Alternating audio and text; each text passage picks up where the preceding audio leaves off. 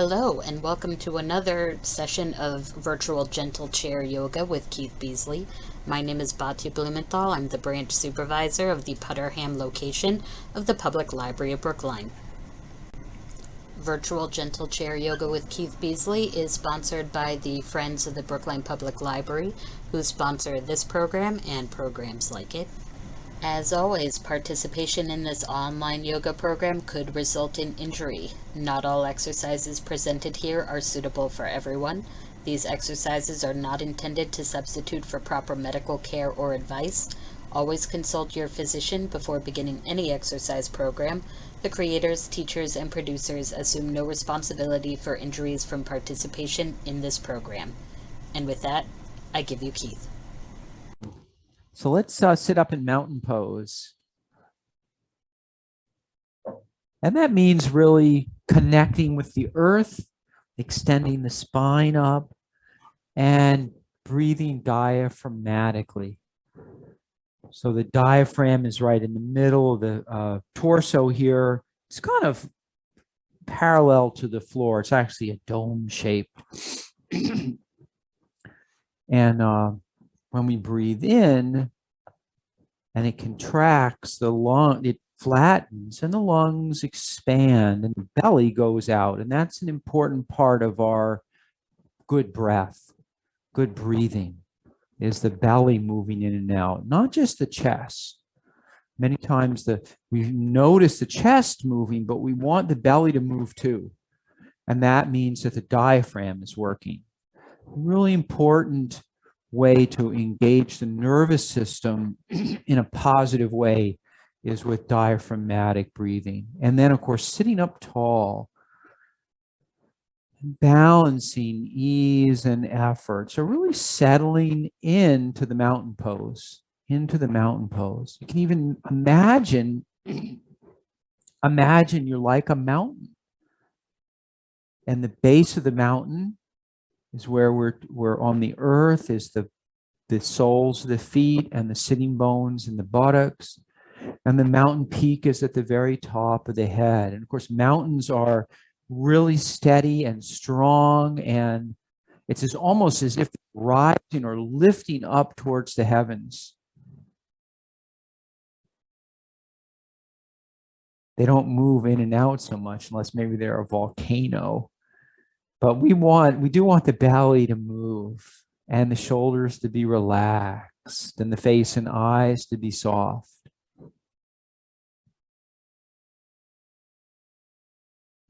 And we begin to bring our attention inwards. And that means there's things that are around us that we might notice, and we begin to really focus on what we're feeling in our body. We're feeling the breath moving. Maybe we're feeling the soles of the feet. Maybe we feel the spine extending up. So we go from the outer world to the inner world, or to the internal world of ourselves. We call that withdrawal of the senses, or where maybe concentration of the senses.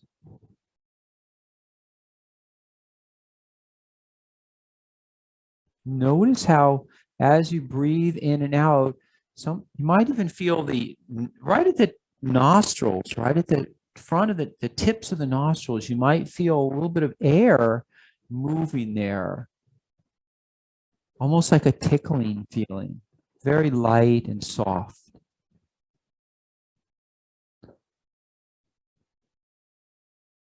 And each time you exhale, imagine the body softens. And each time there's an inhale, imagine that the spine is rising up, almost like a tree growing up out of the earth. Remembering that we want to balance the ease and effort here. So we have the effort of the tree rising up, the spine lifting, and at the same time we have the ease of the shoulders and arms and hands all relaxing. So we'd like those things to happen together, to coexist. And that means that we don't want to favor either one too much. If we overfavor one, then we get tension. And if we overfavor the other, we get sort of a soft, overly soft kind of slumpiness. We start to slump.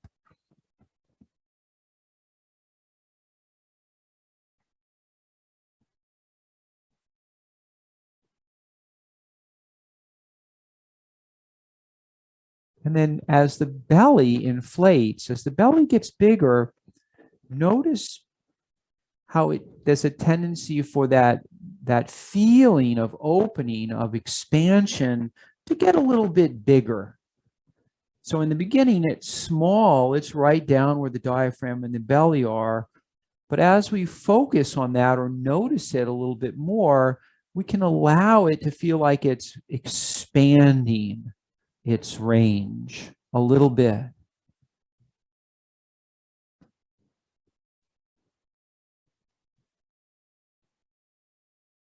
And with practice over time, you may find that that range continues to expand, moving up into the lungs, maybe even into the back of the body, perhaps even into the chest and the armpits and the shoulders. Almost like as if we were going to turn a light on, and the light was going to get a little bit brighter with time. And so there's that expansion as the light brightens, the breath moves deeper and further into the body. And then as we exhale, it recedes and goes back.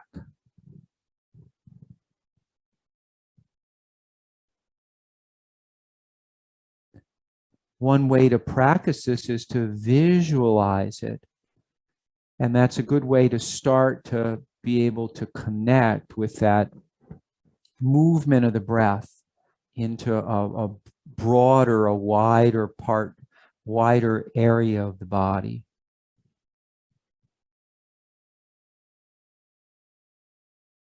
So visualize it first, and then over time, when you practice, you develop that visualization turns into part visualization and then more of a feeling. So we don't have to visualize so much. We just sort of let the feeling happen, that feeling of expansion. And of course, all this time, the outer parts of the body, the ears, the cheeks, the eyes are soft. There's a softening in the shoulders, the elbow joints, the wrist joints, a softening in the hips and the knees and the feet and the toes.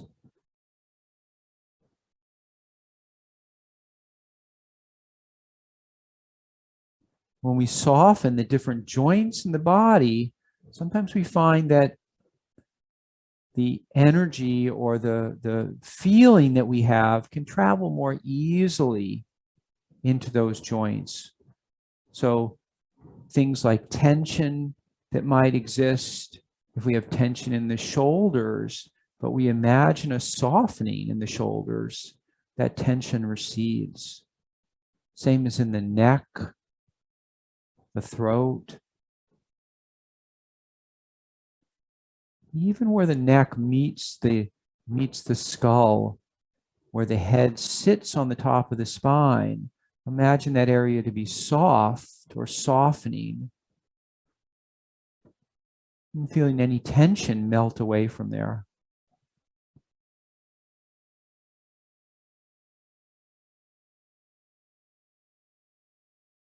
So using the breath as a base, which we started with, and then imagining parts of the body softening is really becomes a meditation. Some people might know this as Qigong or energy work, letting the body, so we don't always let it soften, but sometimes when we let it soften, we're able to feel things better. And then when we can feel them better, we can actually do something with them, like release them. And let's add a little movement now. So we're sitting up tall still. Bring the palms together. And before we move the arms, gently press the hands one into the other. Not too hard. Feel the evenness in the hands. So the fingers feel even pressing into each other. The muscles that are pressing, that are pulling together at the shoulder, the armpit, feel even on both sides. So the left and right side feels an even amount of effort or tension in these muscles. And then go ahead and inhale and circle the arms around. So I'm inhaling and letting the arms, the hands float up and the arms follow. The movement follows the breath. So I'm breathing in and then I let the hands float up, and I'm breathing out, I let them float down. As they float down, go ahead and spread the fingers out gently. So it's as if our hands are like parachutes floating down. So we exercise some control, meaning that we find ease, but at the same time, a steadiness as the hands float down. So they're not just flying down, and then they're not really efforting a lot as they come down. It's balancing that ease and effort, the steadiness. So when we balance ease and effort, that's what we get. We get steadiness. And let's bring the palms together. Pause there for a minute. Take a nice diaphragmatic breath in as you sit up tall. Relaxing the face, softening the eyes, and then let's go the other way. As you exhale, the fingers spread out like parachutes again. The hands float down, and then they float up and around.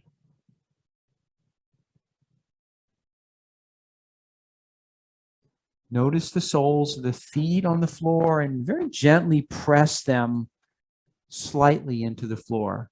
So there's a little bit of engagement here. This is that isometric contraction of the quadriceps. Really just an engagement. You could also think about engaging the inner thighs. So the knees, we want to start to pull them in, but to not actually move them, or to move them very slightly to engage them, and then to leave them there with the inner thighs engaged. If you have trouble with that, putting something between the thighs is a way to train the thighs to engage, and then without having to move them. So many of the things that we do in Hatha Yoga, which is our practice today, is engaging the muscles, getting them to do what we want them to do, when we want them to do, whether it's contracting or relaxing or feeling them or letting go. We'd like our body to do it doesn't always do that, but we'd like it to do what we want it to do. And that's an important part of our yoga practice. It makes us feel better. It makes us feel in control too. And it doesn't always work 100%, but usually with practice, we can gain more control over what our body is doing. And for some people, it will take more practice. And for some people, it'll be easier to require less practice. And that's just, we're all different. So it also might mean that depending on the part of the body, some people have a lot of dexterity in the hands. And some people even have dexterity in the feet. And let's go ahead and go from side to side. So we'll start to warm up a little bit. So always beginning our practice with breathing, centering, and then starting to warm up the different muscle groups in the body. It's important to get the core going. So we will look at the large muscle groups as a way to warm the body up, especially in the wintertime. It's important in the summer too, but not as important. So, I mean, you can see I have a hat, and I don't know what other people are wearing, probably maybe sweaters or maybe a sweatshirt. Unless you happen to live in a place that's either really warm or you live in a climate that's warm. And leaning and monitoring how slowly or how high we lift the knee up and how much we lean. So the slower we go, the more effort it takes to make the movement go slowly from side to side. You're going to notice the belly has to work harder if you go slower. When you go a little faster, we have our momentum, and that's nice. And we can even use the arms a little bit. So if you want to feel like you're moving a little more and get the energy flowing a little more, go a little faster, lean a little more, maybe. Just make sure that you're stable enough in the chair. If you're concerned about the chair, then have a chair with arms on it for this. And then you could also add the reaching up with the arm. And if you want a little more work going on in the abdomen, in the core of the body, then go a little slower, making sure you can maintain the length in the spine. So even though once I pick my foot up, I don't have a lot of support underneath, or I don't have as much. So I need to still be able to keep the spine lifted, be able to keep the chin from collapsing down, from round. We don't want this back to round. The shape of the back changes a little, but remembering that the three curves in the back, we want the lumbar curve, the one at the very base. When we rock back and forth, we don't want to lose the curve, or we don't want to slump like this. It's not good for the back. But so sitting up nice and tall. So don't sacrifice the lengthening of the spine for the movement. So if you need to make a smaller movement or slightly faster movement, that's okay. And then let's slide forward in the chair. We're going to start to circle around. And so this might be a place where, if you wanted to, you could put something again between the thighs and gently squeeze whatever it is. So this is the block here is at the middle of the thighs, halfway between the knees and the groin. The fleshy part of the thighs. And still sitting up tall and then going the other way. If you want to make it more challenging, you can begin to move the arms or the hands. Low at first, more challenging is higher. And of course, if you make the circles bigger, more leaning back, side, forward, it's going to be hard, to be more challenging. Make sure that you can keep the spine lengthened. That's always one of the priorities. Keep the spine lengthened. Let's go back the other way again. Notice how you can feel things shifting underneath you as you circle around. Feel what's happening under each foot, under the buttocks. As the movement happens in a circle, the weight moves in a circle underneath you. So we start to connect the body and the earth. We feel the connection between the body and the earth. And then sitting up nice and tall. And let's go ahead and work on the joints. So we've started to warm up. And actually, let's do a few cactus breaths first. So cactus breath is like the cactuses in the Southwest, where they have the arms sticking up like this. We inhale, and the arms come up, and we exhale, and they come together. Inhaling And so you can play with this a little bit.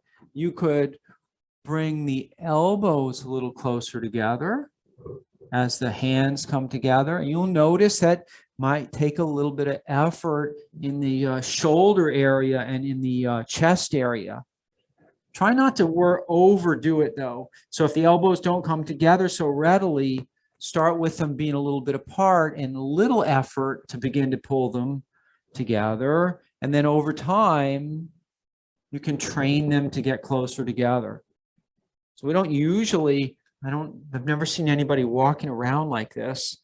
People don't usually bring their elbows together like this. So give yourself some time. And inhaling. The other choice is if you want to give yourself a hug, you could begin to wrap the arms, perhaps starting down at the elbows first. And as we hug the elbows like this, the shoulder blades behind us are going to spread apart.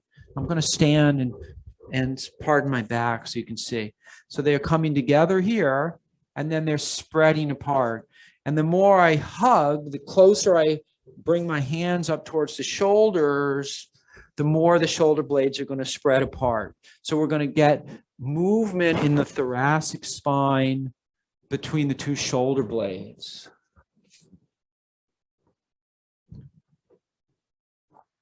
So we're inhaling, broadening, opening the chest, exhaling together.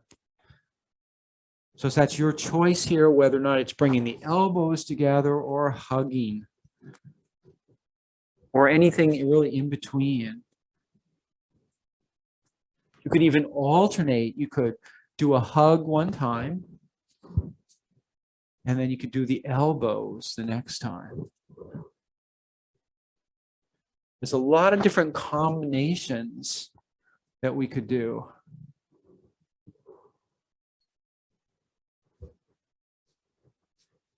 The nice thing about mixing it up is it doesn't get boring.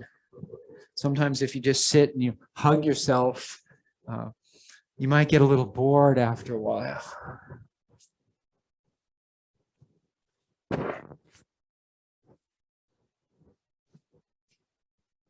And then go ahead and bring the arms down. So let's do the joints, starting with the ankle joints and the toes here.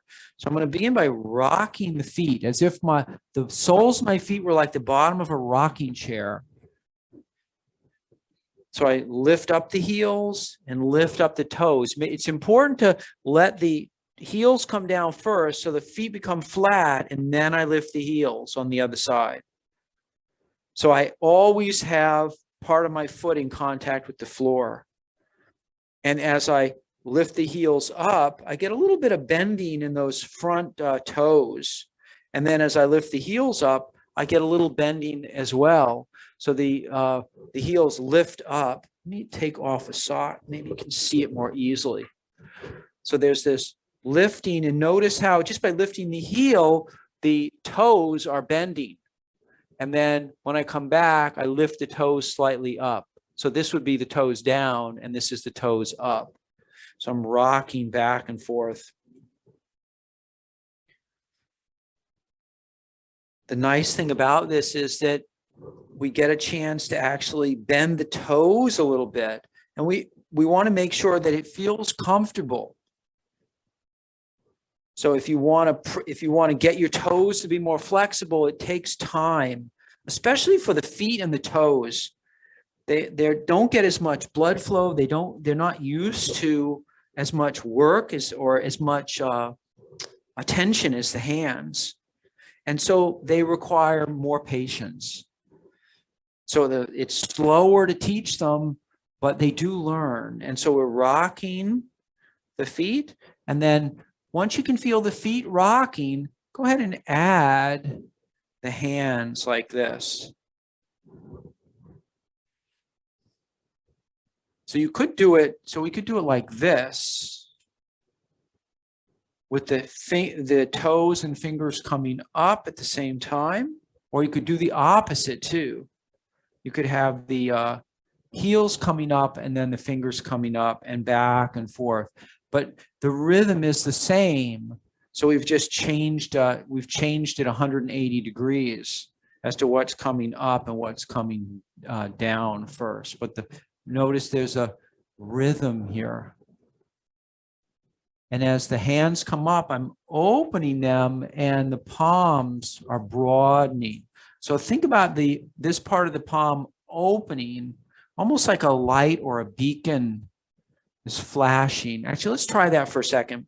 Rest the feet, hold the hands up, and without too much effort, open and close the hands as if there was a light flashing.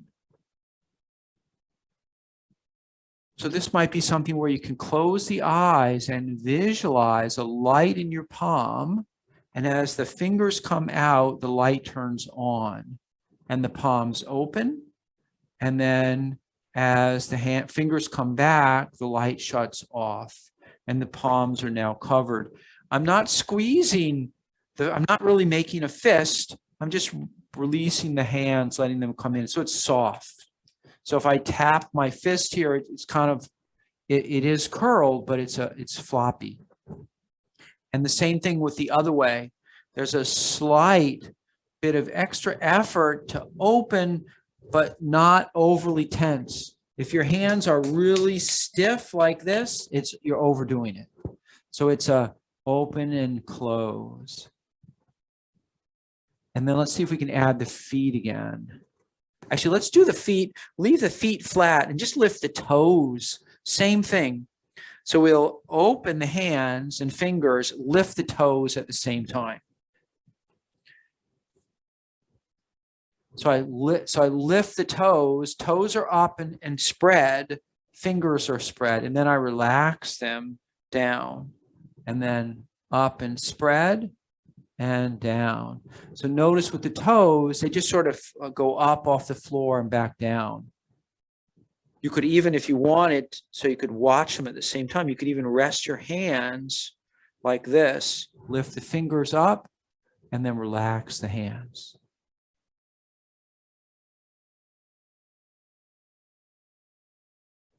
So notice that the fingers and the toes lift up at the same time, and then they relax at the same time. Of course, you don't get that the closing of the hand like this, but you do get the opening, that engagement of the back of the hand. And it's very good because it counteracts the tendency for us to use our hands in a curled way. So this would be, I guess you call it flexion, whereas this would be extension for the hands. So we usually flex our fingers and our hands. So they get strong on this side. And sometimes there's a tendency for the thumb to pull in. And so this exercise helps to open everything up. So that's to be a good exercise. Those exercises would be good to do every day or every other day. Or if you could remember even to do them a couple times a day, even just for a minute, especially if you say working at the computer for a while and you notice you're like this, and then you take a break, you spread the fingers wide. It's a nice respite. And let's see. Oh, sitting back in the chair, let's circle, starting with the ankles. Remember to keep the knees in place. So only moving the ankles here.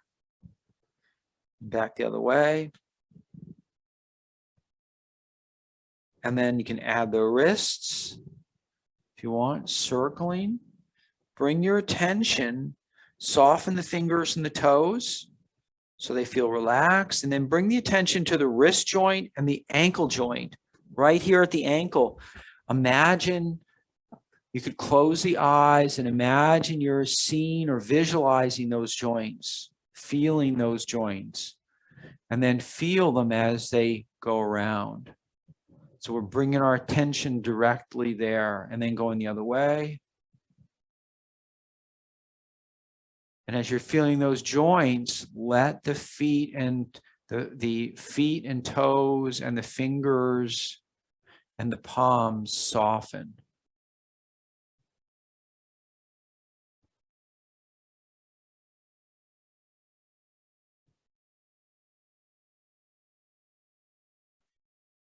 And then back the other way. And one more time the other way. And then resting, and then extending the leg. So when we extend a leg, we want to be mindful of the anatomy of the knee. So the knee and the toes point in the same direction. We don't want to be twisting or turning. The knee, the shoulder joint turns really well like this. The knee joint is not made for that. And just like the elbow, it's a hinge joint. It goes like this. So try not to make it twist. It twists a little bit, but when we over twist it, you see that in the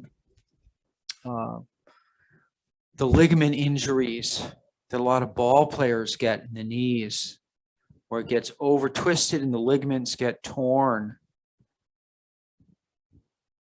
And we're lifting up. I'm going back and forth here, starting out with not too much effort and thinking about keeping the spine lengthened. So sometimes we forget, we get into what we're doing and we start to slump, we don't even know it, or we lean to one side and we don't know it. We lean to the other side. Please be right in the middle and rest the hands for a moment. And as you lift the feet up, the toes come back. So there's a lengthening on the back side of the leg when that happens. And then as we come down, it softens and everything relaxes. And then the other side. So as we lift up, toes come back. As we lift up, toes come back. And think about the spine lifting up. And then if you'd like, you can add an arm.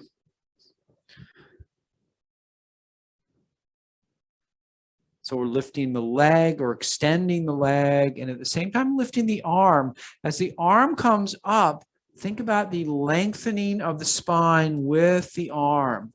It's as if the arm floats up and the spine floats up following it, keeping the shoulder relaxed. So if you have a choice, if you can extend the arm and the shoulder seems relaxed, that's great. If the shoulder starts to get really stuck up here like this and everything starts to sort of get tense and bent, then don't lift the arm so high. You could also keep the elbow a little bent. Sometimes that'll help with the shoulder. But if you can extend all the way up, that's okay too. So it's we need to find what works for us. And if you wanted to, you could do both arms. So each time we add an appendage where it's more challenging. So find a spot that you feel comfortable with and work there. And then if over time you continue to practice, you may find that you can add an appendage after a period of time of regular practice. And of course, the most challenging would be both legs and both arms at the same time.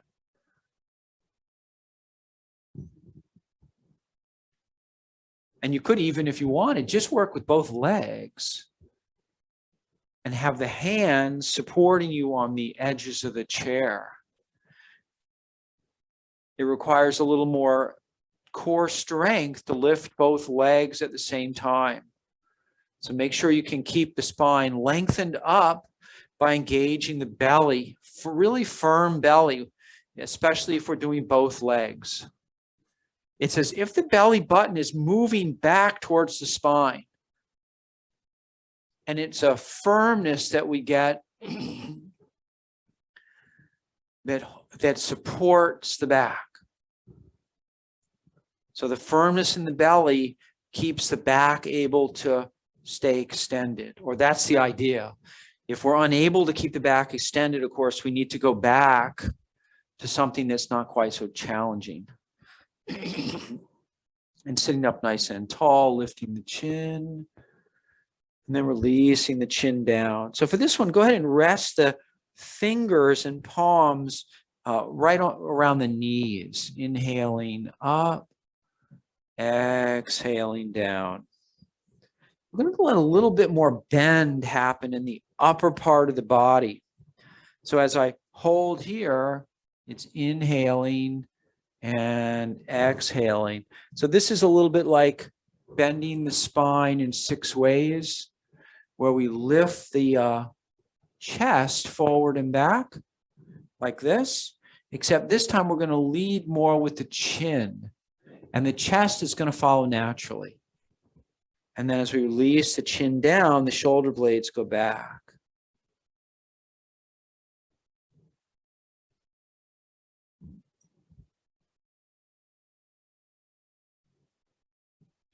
By changing the leader, or the part of the body that we lead with, changes the feeling in the movement a little bit.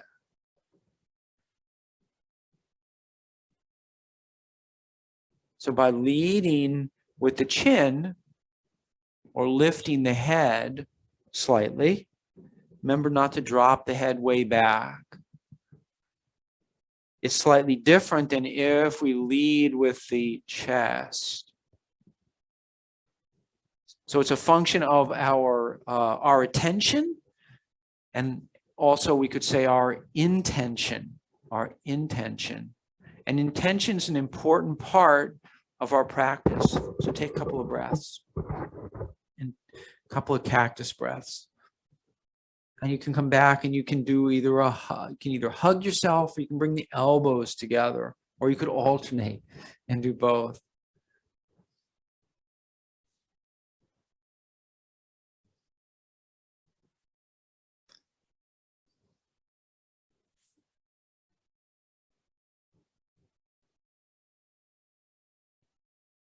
It's great to choose your own path here and be a little different in the practice.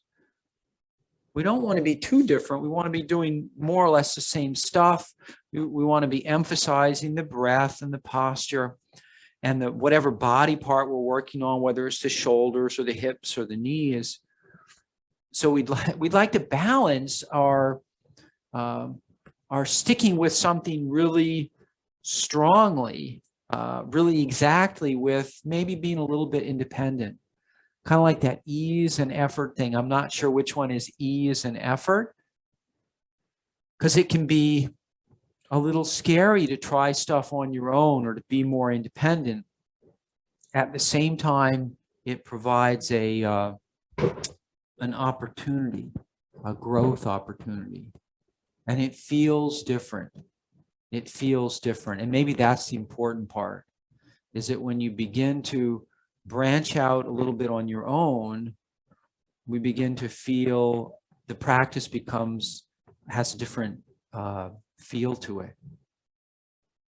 And that, I think, is probably a good thing, I think. I mean, some days it's a good thing. Some days it might be better just to follow along, and you have to decide.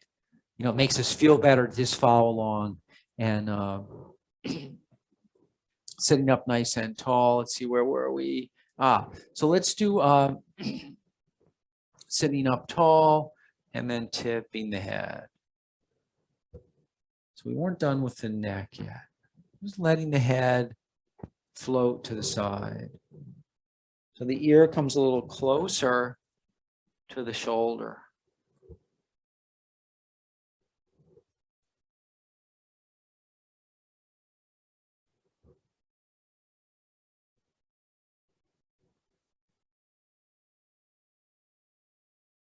You could add a pillow if you wanted.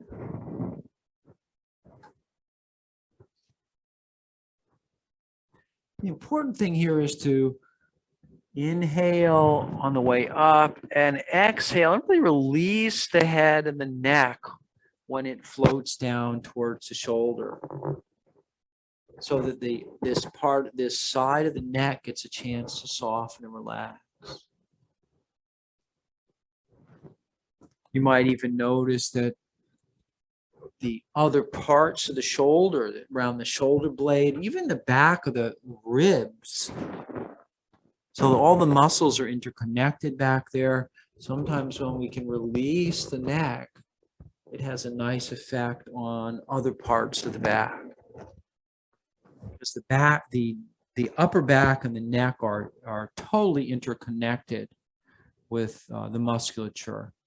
You might even notice that the skull, when you tip the head, the muscles that run up to the base of the skull feel a little bit more at ease. And then turning the head.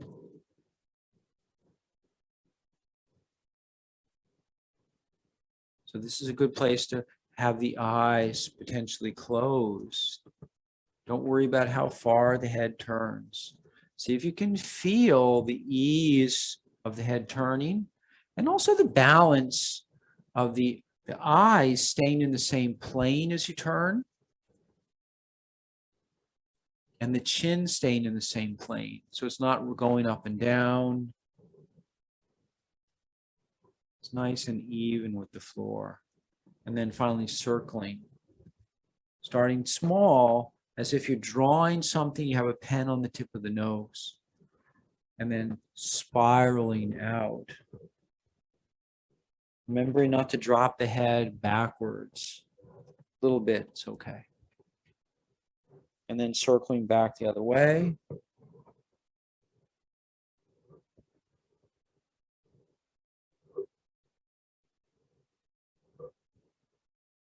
And spiraling in until you get to that little point and then you can stop. Take a couple of breaths. Feel the belly moving with the breath.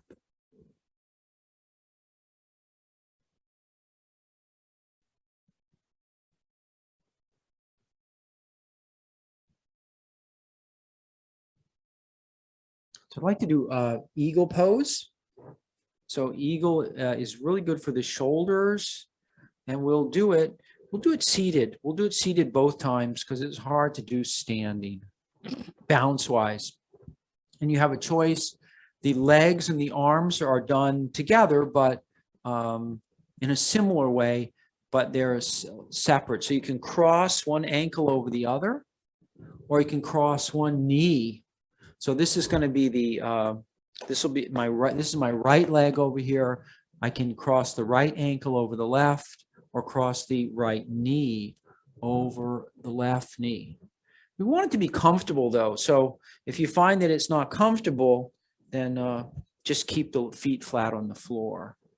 And then it's the opposite for the arms. So you have this leg, the right knee over the left. Now we're going to have the left elbow over the right. So notice how they're crossed opposite, starting with just an X shape. Elbow in the crook of the other elbow. So start out like this for a moment and sit up tall.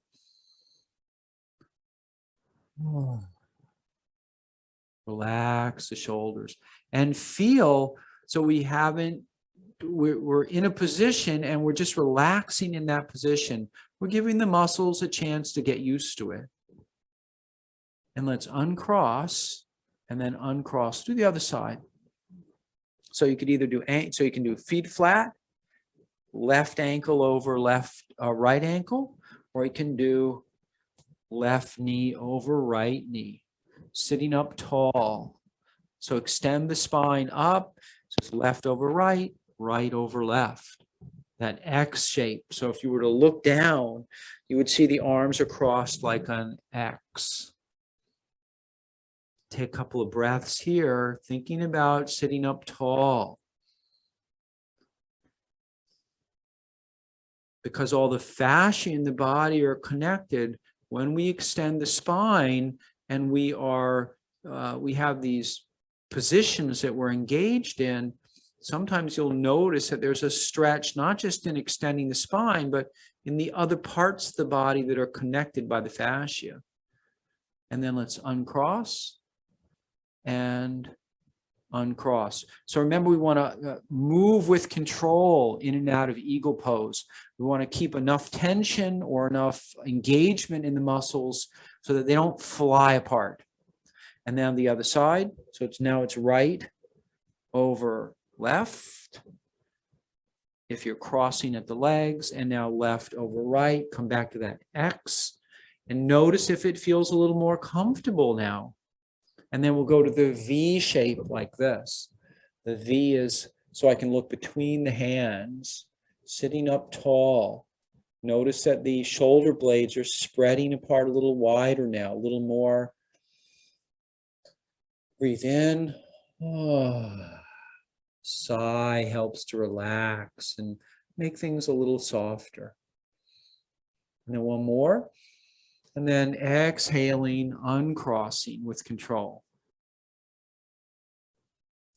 And come back to mountain pose, sit up tall, do the other side now. So now it's the left over the right, either or both feet flat, left ankle over right, left knee over right. And then it's right arm over left. And inhaling, sitting up tall.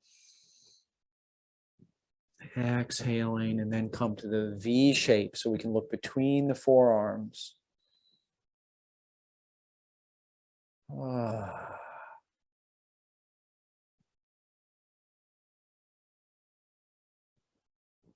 Seeing if you can relax as if you were just hanging out in the pose and breathing. So the most important thing that we do here is to relax and breathe. If you're feeling overstressed, then come out of the pose. And then go ahead on an exhalation. We come back to the X, we uncross, and we uncross. So that's very important when we do any pose and we are not getting a good response. We need to find a way to back out of the pose until we either get a good response or just come out of the pose altogether. And so let's do the other side now. So now we have the right, or the feet are either flat, right ankle, or right knee over right knee. And then left arm, come back to that X position, sit up tall. Inhale, V position. Intertwine the hands if that's possible for you. You could also hold a strap or a belt or something to keep the hold between the hands like this. And find some ease here. And one more inhale. And then as you exhale, with control, we unwind. Back to the V, back to the X, open the arms, uncross the legs. Sit up tall. You could even, in order to bring evenness to the pose, if we lean back forward or back and forth like this, sometimes it makes it easier to feel the middle.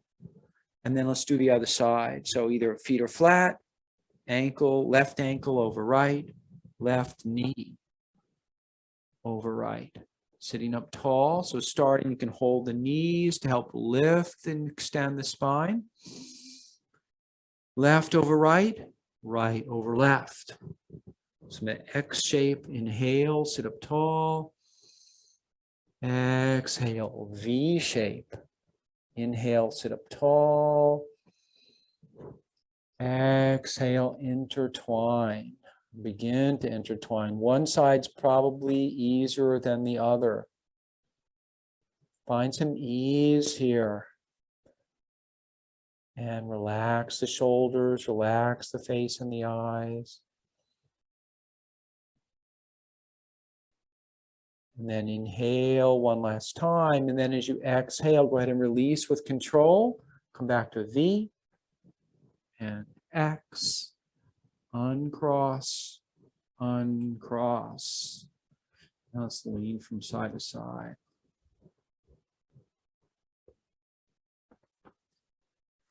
And so a little counter for that is, because the shoulder blades are very broad in that, is our cactus breath. Inhaling, lifting the heart forward, open and spread the heart, open and spread the heart, and then coming back. Inhale, exhale. Do that a few times. find a little bit of ease here. Almost like you're a bird flapping your wings. Ah.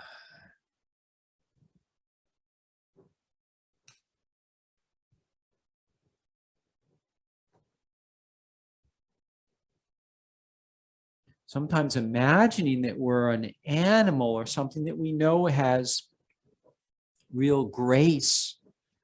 Like when you see a bird flapping its wings, it's extremely graceful. Where they're really at ease because they do it so much. And sitting up nice and tall, let's turn. Add a little bit of turning here. So you have a choice. You've been sitting for a while. Feel free to stand up here. And of course, anytime during the practice when there's something that you could have done eagle pose standing. It's hard to do the legs standing. So,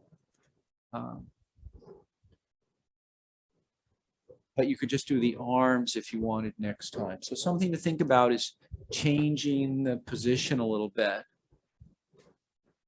Just like we need to remind ourselves when we sit for a long time, maybe every 20 minutes or a half an hour, or at least once an hour, get up and do something slightly different. So the shape of the spine changes, the muscles that you're using change. Get a chance to use the belly more. When we sit, a lot of times the belly's kind of not engaged. And let's come back to mountain pose. So we'll do it standing for a moment with inhaling, extending the spine up. And then exhale, soften the knees ever so slightly. So the knees come slightly forward. So notice, look down at my knees. You'll see they're barely moving, like an inch forward and back. And they straighten as the buttocks engage, the gluteal muscles engage, the quadriceps are tightening, kneecap is lifting up, and the belly is firming up. And this is going to stabilize the lower back and the pelvis. And this is a good practice as well. This is the beginning of what we would call chair pose in yoga. So I'd like to do that next, actually. So let's do this. I'm going to do it seated first. If you know chair pose standing, feel free to do that. But I'm going to show it seated first. It's slightly different because we are going to sit down and then come forward, lean forward so that we are even over the feet. So as I come forward, evenly over the feet, notice how I'm not leaning one side or the other, and the hands are evenly balanced, the arms are evenly balanced, and I'm folding down here, right where the thigh, where the top of the thigh meets the torso. That's important because we want to be able to keep the spine lengthened. Notice my spine still has a little curve to it in the bottom. This bottom part here is not rounding like this. I'm lifting like this. And that may be what limits you as to how far you can go forward is you start to bend at the lower back. So be mindful of that and coming forward, adjusting the feet so you can start to bring the weight into the feet as if you're going to stand up. And then I'm going to lift my buttocks ever so slightly. It can stay on the chair, but I want to be feeling the weight moving into the feet. If you're getting any pain in the lower back or pain or discomfort in the lower back and the legs, and if you're getting any pain or discomfort anywhere, one of the things that you can try is a little prop to make it easier to get closer to standing. So I just added a blanket here. You could add 2 or even 3, something firm, or you could have a taller chair. And then it makes it easier to start to engage, to stand up, and then coming back down. So the more height you put here, the easier it's going to be. So if you're having trouble or there's any pain or discomfort, start out with something high. And then it takes practice. You have to build your strength, even if it's this high. I'm lifting up, and this might be okay for me in the beginning. I'm lifting up, and notice I'm doing it evenly. So I'm not leaning to one side. There's a tendency for us, because when we stand up, we don't notice what we're doing. There's a tendency when we get up from the table to like sort of put our hand down and stand up like this. And it's usually the same side every time. This is teaching us to be more in balance. And you'll find that this is easier with the support, with the higher chair. So I've made my chair a different height just by adding stuff to it.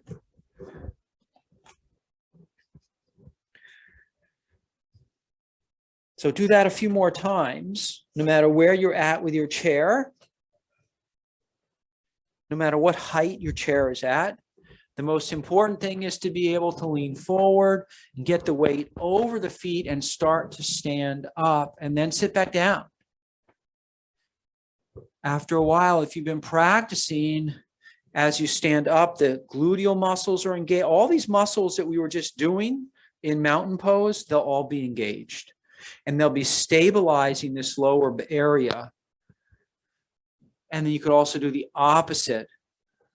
Just sit back down, making sure you're engaging the belly and keeping the gluteal muscles engaged as well. And so the second part of that, without actually using the chair, we would call it chair pose in yoga, because it looks like we're sitting down in a chair. So let's come back to mountain for a moment. Come back to your mountain pose.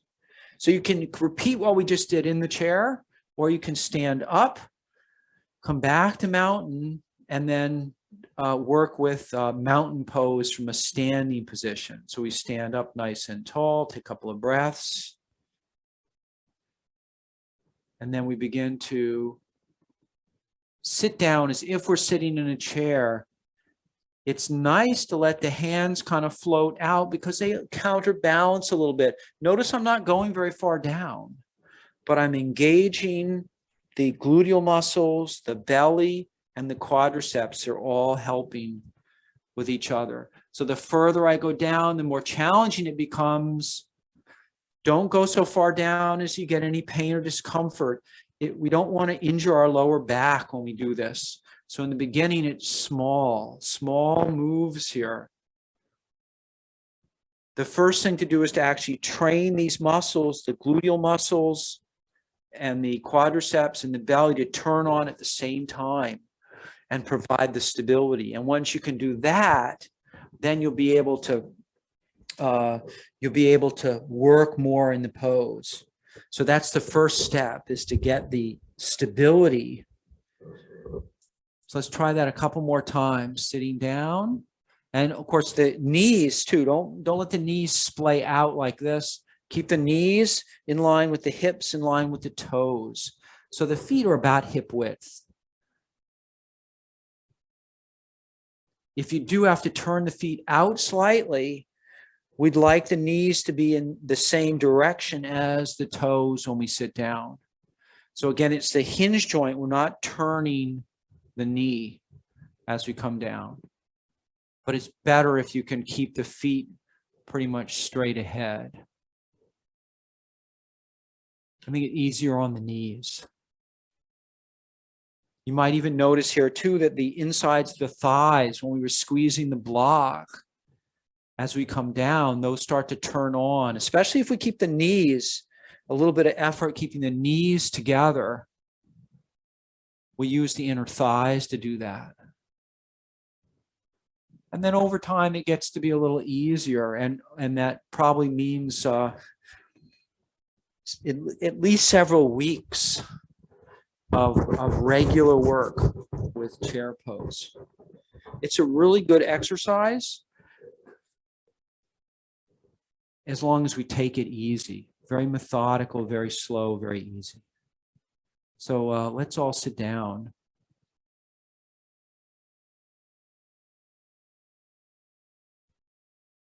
And add a few sun breaths. So letting the arms circle around. We're going to settle into our Shavasana.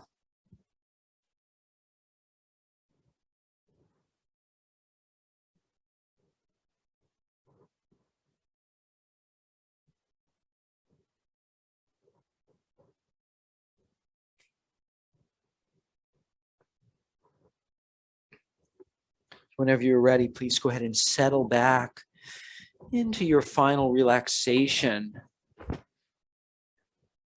If you need a little bit more warmth, put a blanket, or if you took off any clothes because you were getting warm, please put them back on. We want to be warm as we relax. Hard to relax if we're cold.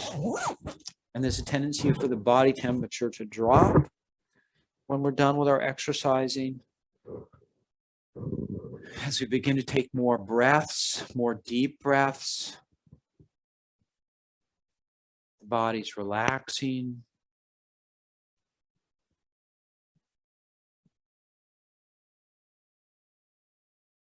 And the blood tends to move more to the middle, the internal parts of the body, away from the external parts. So that also causes the extremities to become colder potentially. Sitting up tall in the chair and balancing our ease and effort here with a little more emphasis on ease, keeping some softness, feeling even on the left and the right.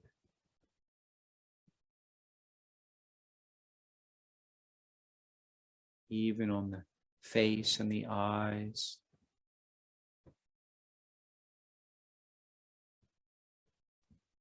The shoulders are balanced. The ribs are balanced. The buttocks are balanced. And the legs and the feet feel balanced.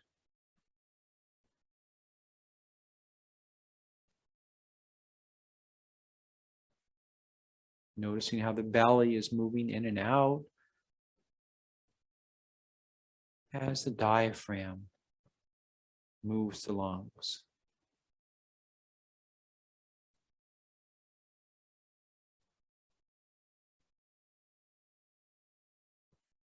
Inhaling deeply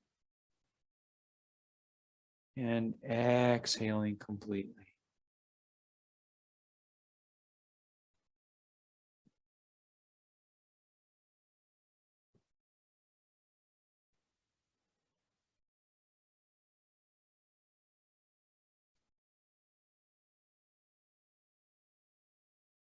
This will complete our formal part of the class today. Please, if you have a few extra minutes, 5 or 10 minutes, stay in Shavasana a little bit longer.